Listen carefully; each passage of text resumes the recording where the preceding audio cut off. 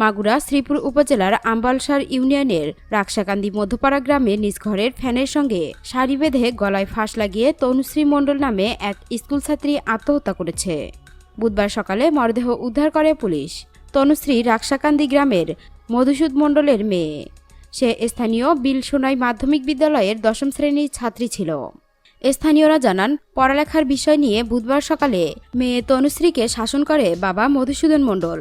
এক পর্যায়ে মেয়েকে ঘরে আটকে রেখে কাজের প্রয়োজনে বাইরে চলে যান বাবা। কিছু সময় পর বাড়িতে এসে মেয়েকে অনেক ডাকাডাকি করলে কোনো সাড়া শব্দ মেলে না।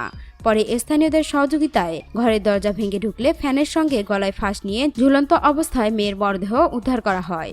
এ ব্যাপারে শ্রীপুর থানার ভারপ্রাপ্ত ওসি বিশারুল ইসলাম বলেন, শ্রীপুর থানায় অপমৃত্যুর ইউডি মামলা হয়েছে। দর্শক, এখনকার মতো এখানেই শেষ। পরবর্তী আপডেট নিউজ পেতে আমাদের এই চ্যানেলটিকে সাবস্ক্রাইব করে রাখুন।